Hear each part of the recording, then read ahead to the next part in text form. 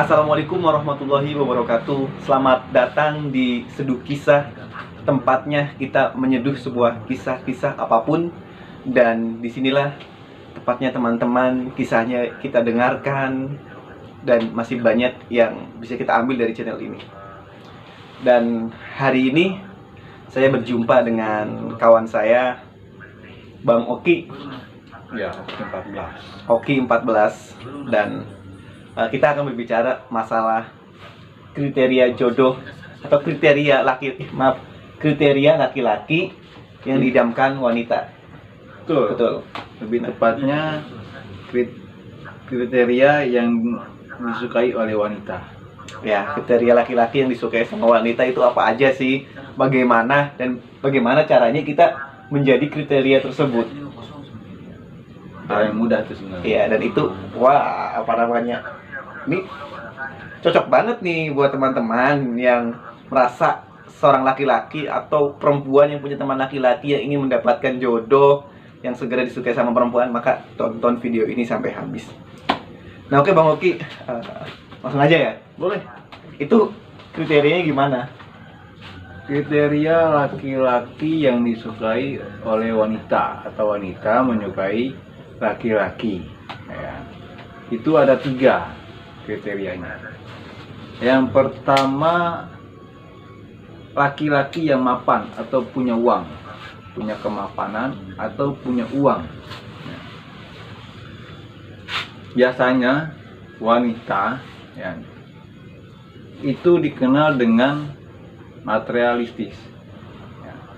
Jadi kalau laki-laki yang mempunyai uang sudah pasti akan disukai banyak wanita. Yang kedua, itu laki-laki yang berwajah tampan.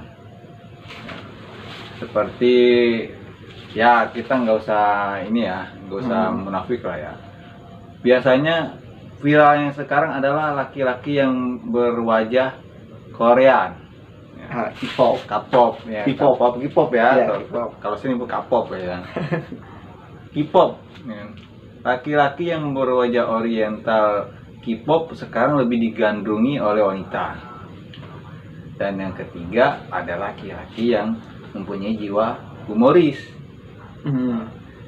Laki-laki yang mempunyai uang sudah pasti akan disukai wanita karena dia mapan, bercukupan, bisa memenuhi segala keinginan apa yang diinginkan oleh wanita tersebut. Laki-laki yang berwajah tampan itu umumnya kepuasan. Ya, kepuasan ya. Jadi kalau misalkan lihat dong cowok lu, biasanya kepuasan wanita ini ketika menunjukkan wajah cowoknya yang tampan. Tidak sama cowok lu, dia akhirnya puas. Itulah tipe wanita yang pertama, kalau uang itu materialistis. Yang kedua, wajah tampan, wanita yang merasa dirinya puas. Yang cowok yang berwajah tampan. Yang ketiga, wanita yang kecenderungan dia memilih kenyamanan. Nah, kenyamanan ini biasanya dia sering mendapatkan tipe cowok yang humoris. Ya. Uangnya mungkin tidak banyak, wajahnya tidak begitu tampan, tapi dia humoris. Biasanya bisa menjadi teman curhat yang enak bagi wanita. Menghibur juga ya. Ya, misalkan wanita itu lagi dalam masalah apapun ya, tapi dia mempunyai cowok yang humoris, itu akan terhibur, akan hilang. Biasanya wanita itu yang cenderung memilih kenyamanan. Jadi yang pertama, keuangan itu dia cenderung materialistis. Yang kedua itu dengan wajah tampan, cenderungnya wanita mempunyai jiwa kepuasan.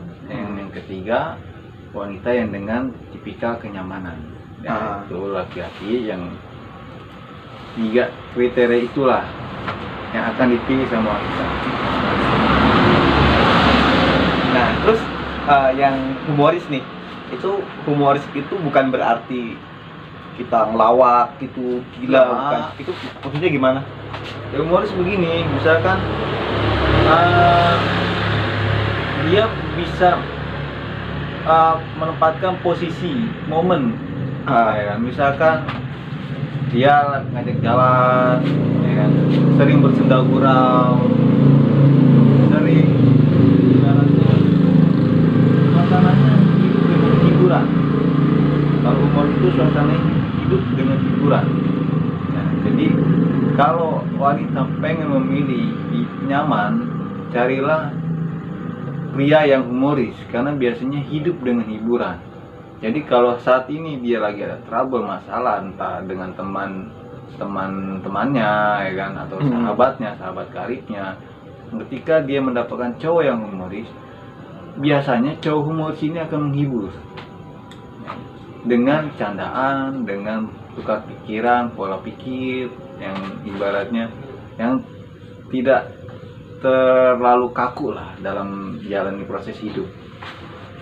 Lucu saya. Berarti kalau kayak gitu kesimpulannya orang yang humoris juga perlu perlu pikiran yang cerdas ya. Jadi kan orang pikirnya oh humoris itu pembawaan dari karakter kita. Iya betul. Tapi humoris juga perlu dengan kecerdasan. Jadi kebanyakan orang-orang yang humoris itu mereka tuh cerdas aslinya. Karena untuk humoris aja, untuk menghibur itu kan perlu kita berpikir, perlu kecerdasan, perlu menyikapi dan lain-lain. Iya, itu momen biasanya. Hidup itu dia berdasarkan momen. Kayak misalkan ada satu kisah nih. Ya, ada satu kisah di mana misalkan ya. Ya. Kisahnya misalkan ada seorang wanita, ya, dia pergi ke rumah sakit, dia sakit, ya.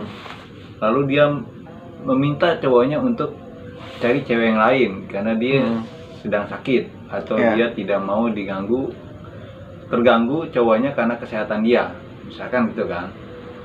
Nah di saat tuh cewek sedang berkeluh kesah tentang penyakitnya, ya, tiba-tiba ada kejadian yang bisa dibuat momen lucu gitu kan. Akhirnya yang tadinya suasananya ngebatin, sedih, jadi terhibur lucu. Jadi lupa, masalah itu lupa.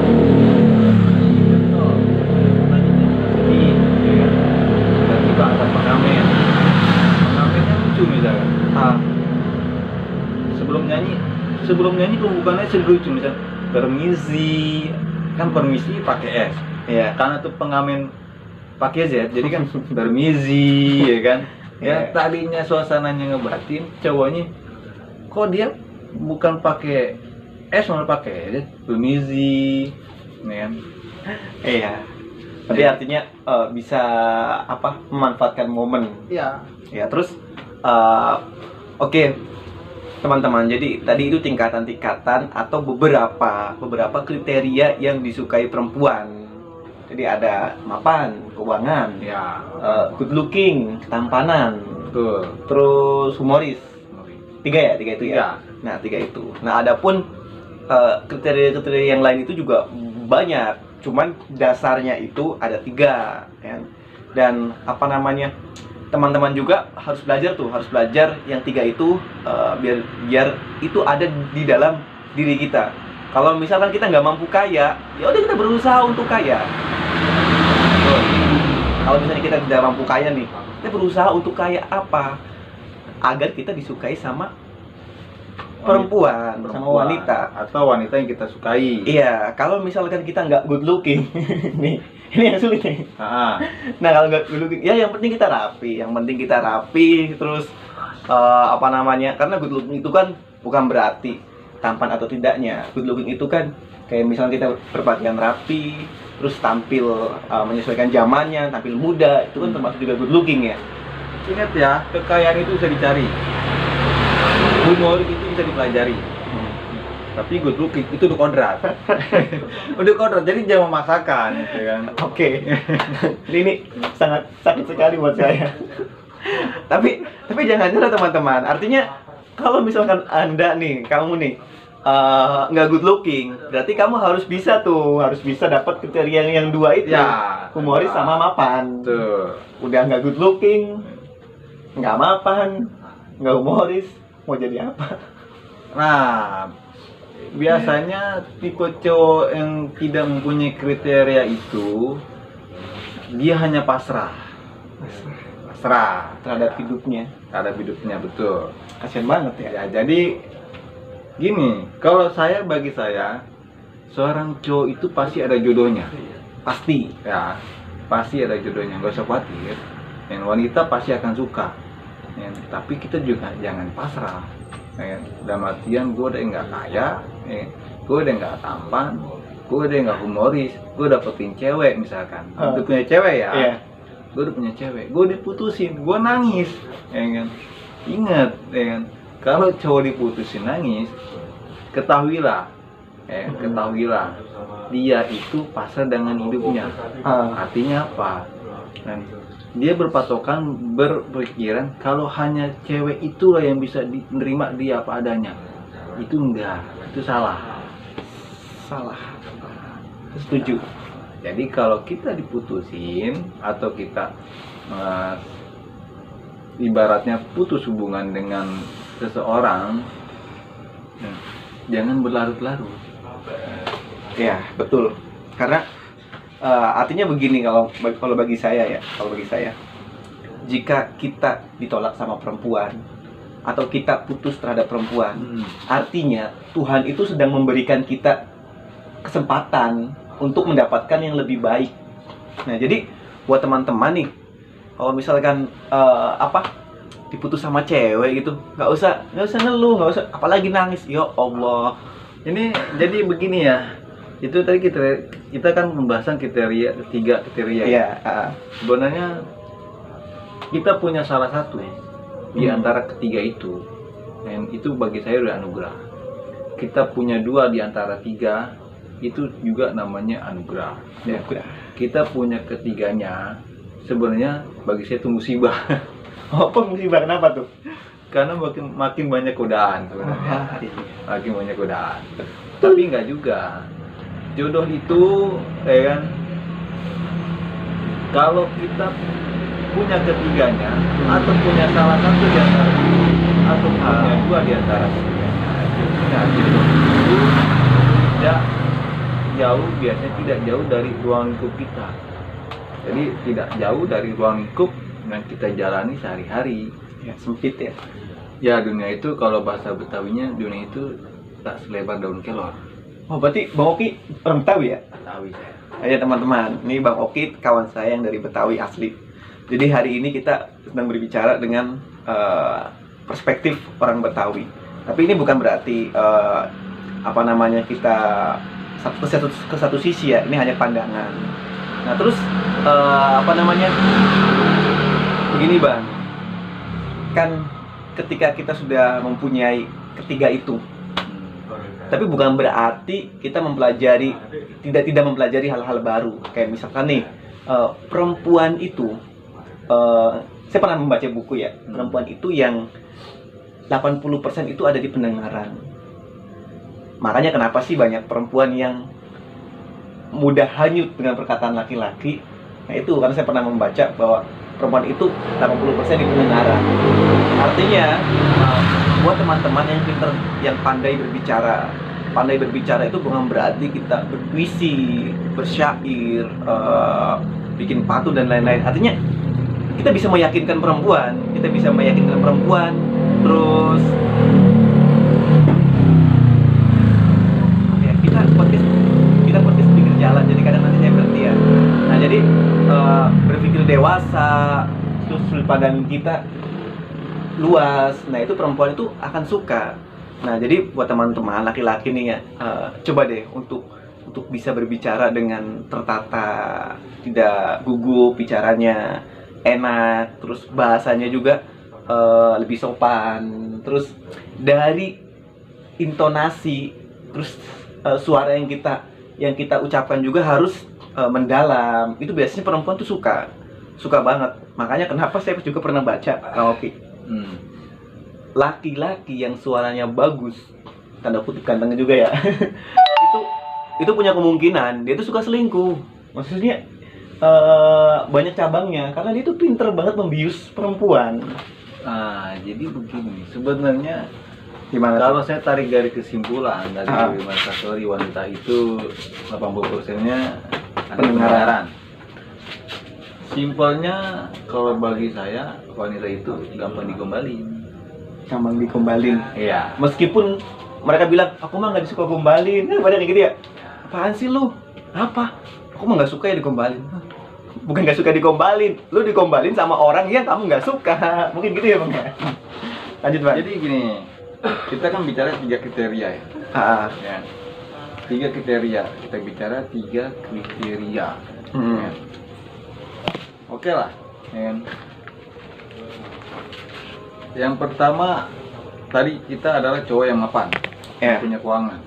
Biasanya, kalau biasanya nih ya, cowok yang mapan atau punya kemapanan, biasanya kecenderungannya dia karena merasa dirinya mapan. Biasanya cowok itu tipikal lebih dominannya tidak setia. Walaupun ada yang setia, tapi lebih dominan tidak setia. Itu yang tadi Mas Tasori bilang, ya kan, wanita itu suka 80%, ya kan, 80%-nya dengan pendengaran, ya. Dengan uang, ya dia bisa membeli segalanya, ya kan. Dia bisa mempunyai segalanya dengan uang, ya. Dan dengan uang juga wanita bisa meminta segalanya, ya kan. Dan yang kedua, wajah yang tampan. Biasanya wajah yang tampan itu pendiam, tipikal cowok pendiam. Biasa orang-orang ganteng lah ya, orang cool ya. Biasanya dia kecenderungan tuh dengan kategorinya itu pendiam. Artinya kesetiaan dia bisa dibilang bisa setia, tapi bisa diragukan juga sebenarnya. Tapi kalau cowok yang humoris, ya kriteria ketiga ini, cowok yang humoris biasanya cowok yang cenderungannya setia. Bisa langgeng hubungannya. Ya, langgeng. Walaupun mungkin di tengah jalan juga bisa berakhir, tapi lebih dominannya kalau saya tarik dari 1 sampai dengan 10 cowok, ya kan, 10 laki-laki yang punya uang, mungkin yang setia itu bisa 3, bisa 3, bisa 4. Ya. Dan yang kedua dengan wajah yang tampan atau good looking ya, itu 50-50. Tapi kalau yang dengan humoris itu berbanding dengan yang pertama tadi. Ya, bisa 6 orang di antara 10 orang, ya, 6 orangnya atau 7 orangnya itu lebih kecenderungan dia setia. Tipikal. Oke. Ini bukan risetnya Calontong ya, bukan ya. Itu ya, pribadi saya aja, karena kan saya melihat, ya, hanya melihat, memperhatikan. Betul.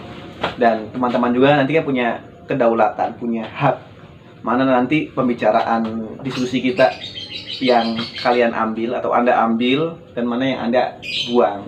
Pokoknya intinya bagi saya, baik wanita maupun pria atau laki-laki ya, baik wanita ataupun laki-laki, bagi saya bila mana hubungan berakhir jangan berlarut-larut. Karena biasanya yang berlarut-larut itu pola pikirnya, ya Allah hanya dia yang menerima, atau ya Tuhan hanya dia yang menerima aku apa adanya. Itu salah. Nah, itu salah benar. Iya. Mereka hanya nggak tahu aja bahwa dunia itu luas. Ya. Karena itu saya alami. Jodoh saya tidak jauh dari ruang hidup saya. Ya. Yang pertama, saya sering jalan ke daerah Petukangan dulu ya, Petukangan sebelum Sanggerahan. Sebelum dibangun flyover yang jalan raya Cipulir, dulu kan masih bisa belok kiri.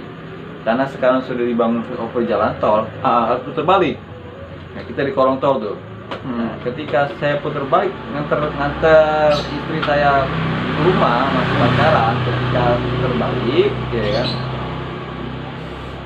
saya berpikiran, perasaan saya pernah kemari, pernah ngopi di warung kopi ini, ya kan? Tapi ternyata rumah istri saya nggak jauh dari tempat nongkrong warung kopi yang saya singgahi. Itu yang pertama. Yang kedua, setiap malam Sabtu atau malam Minggu saya dulu sering nongkrong di daerah Blok M, ya, di Blok M Plaza. Di belakangnya kan banyak emperan tukang-tukang jajanan makanan tuh. Nah, dari sana kan 2 bulungan. Nah, istri saya juga sering nongkrong di malam Sabtu atau di malam Minggu, sering nongkrong di Gor Bulungan. Jadi ruangan GIP itu udah jauh-jauh memang Tuhan aja, Allah atau Tuhan belum mempertemukan. Iya. Mungkin saya bisa pernah papasan sama dia, pernah papasan. tapi Belum kenal. belum kenal kalau dia adalah jodoh saya. Pas saya cerita sama istri saya sebelum saya pernah ke warung kopi ini, ya istri itu juga sama. Ternyata ruang lingkup kita tidak jauh-jauh ternyata. Jadi janganlah berlarut-larut. Bukan berarti jodoh kita tetangga, ya kan? Pacarku, ya kan? 5 langkah langsung nyampe. Bukan Oke. itu. Teman-teman, jadi jangan risaulah masalah pacar. Yang pertama, mungkin bisa mengenali kriteria yang tadi, dan mungkin ada dari saya selalu bilang ke teman-teman bahwa ketika dia susah mencari jodoh, susah mencari pacar, ya pacar ya ketika dia susah mencari pacar, nah kalau saya pribadi sih saya bilangnya gini, teman-teman, udahlah kualitaskan diri kita. Jadi mulai hari ini kualitaskan semaksimal mungkin diri kita. Ketika diri kita berkualitas, maka kelak akan ada perempuan yang berkualitas mendekati kita. Ya. Iya, jadi kamu sekarang mengeluhkan aku nggak punya jodoh, aku nggak punya pacar, aku iri dengan teman-teman. Ya, mungkin kamu belum berkualitas, mungkin kamu bukan kriteria daripada orang-orang. Oke teman-teman, ini mau ajan ya? Iya. Oke, jadi kita sedang begadang nih. Ini mau ajan, nanti sebentar lagi kita juga mau sholat subuh. Oke, terima kasih teman-teman. Wassalamualaikum warahmatullahi wabarakatuh.